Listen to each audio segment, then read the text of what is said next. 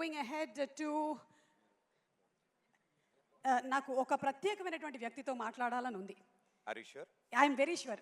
Okay, నేను ఇలా వస్తున్నానంటే చిరంజీవి గారు నన్ను చూస్తున్నారు, కానీ నేను ఇప్పుడు మాట్లాడబోతోంది అల్లు రామలింగయ్య గారి కూతురు అయినటువంటి నాకు చూసి చెప్తున్నారు. అటు చూసి చెప్పండి, నన్ను చూసి చెప్తున్నారు మీరు. అటు చూసి చెప్పండి.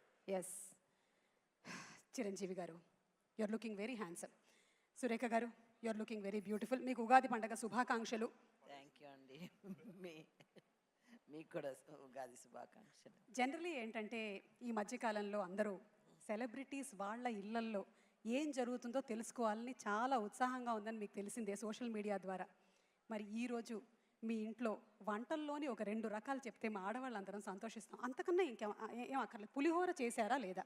చేశామండి. అదేంటి, అదేం ప్రశ్న? గ్యారంటీ చేస్తారు అంటే పండగ అంటేనే పులిహోర అంటావు. ఇప్పుడు మేడం ఇంట్లో ఏమేమి వండారు ఏంటి అనేదే కదా. ఎస్, కాదు సార్ ఏమో మూవీ దాంట్లో సార్ అది చాలా ఫేమస్ సార్, చిరు లీక్స్ అని చాలా ఫేమస్ గా ఉంటుంది.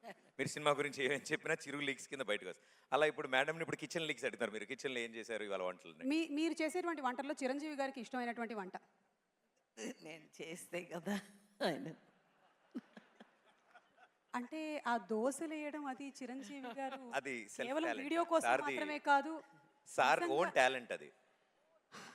దోశల డిపార్ట్మెంట్ మాత్రం సార్దే. దోశలు ఆయనే నేర్పించారమ్మా. అవును సార్, రాజీవ్ కూడా 2 దోశలు వేస్తే బాగుంటుందని త్వరలోనే మీ దగ్గర. అదేంటి రోజు ఆయనే కదా చేస్తున్నారు? ఊరుకో, నిజం అనుకుంటారు. Thank you so much Surekha garu, thank you very much. Ugadi శుభాకాంక్షలు. మీకు ఉగాది శుభాకాంక్షలు. And yes, moving ahead to Sushila garu, నమస్కారం. మాకు ఇందాక అల్లు రామలింగయ్య గారిని గుర్తు చేసుకున్నాము. మా తెలంగాణ గద్దర్ ఫిల్మ్ అవార్డ్స్లో అక్కినేని నాగేశ్వరరావు గారిని గుర్తు చేసుకుంటూ ఉన్నాము. ఎందుకంటే తెలుగు చిత్ర పరిశ్రమ హైదరాబాద్కి తరలి రావడానికి ముఖ్యులలో ఒకరు మన అక్కినేని నాగేశ్వరరావు గారు.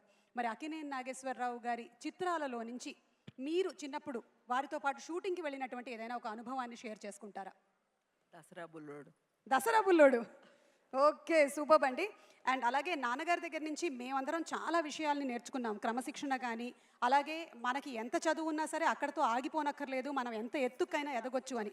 అలా మీరు నేర్చుకున్నటువంటి విషయాల్లో ఏదైనా మాతో షేర్ చేసుకుంటారా? ఎవరు ఇంటికి వచ్చినా ఆత్మీయంగా పలకరించి అతిథి భోజనం పెట్టి పంపిస్తారు, అది నేర్చుకున్నాము. ఎవరు వచ్చినా గేట్ వరకు వెళ్ళి పంపించేవారు కాదు తిరిగి. అది ఆయన ప్రత్యేకత, మనస్తత్వం. Thank you so much Sushila garu. మళ్ళీ నేను అమల గారికి మైక్ ఇస్తే మళ్ళీ నేను అందంగా ఉంటానని చెప్తారు కాబట్టి నేను ఒకసారి మా తమ్మారెడ్డి భరద్వాజ్ గారు, ఈ మధ్య మీరు కేవలం direction and producing of films మాత్రమే కాకుండా యాంకరింగ్ కూడా చేస్తూ ఉన్నారు. మా పొట్ట కొట్టేటువంటి ప్లాను. అలాగే మీకు యూట్యూబ్ ఛానల్ కూడా ఉంది. అండ్ డిఫరెంట్ కైండ్స్ ఆఫ్ ఇప్పుడు ఉండేటువంటి జనరేషన్కి తగ్గట్టుగా మీరు ఆ మార్పుని కూడా తీసుకొని వచ్చారు. So it's so happy to have you here sir. మరి ఈరోజు ఒక జ్యూరీ సభ్యుడిగా మీ అనుభవాలు ఏదైనా, మీరు చూసినటువంటి ఫిల్మ్స్ గురించి కానీ, ఇప్పుడు వస్తున్నటువంటి జనరేషన్ తీస్తున్నటువంటి సినిమాల గురించి కానీ ఏమైనా చెప్పాలనుకుంటున్నారా?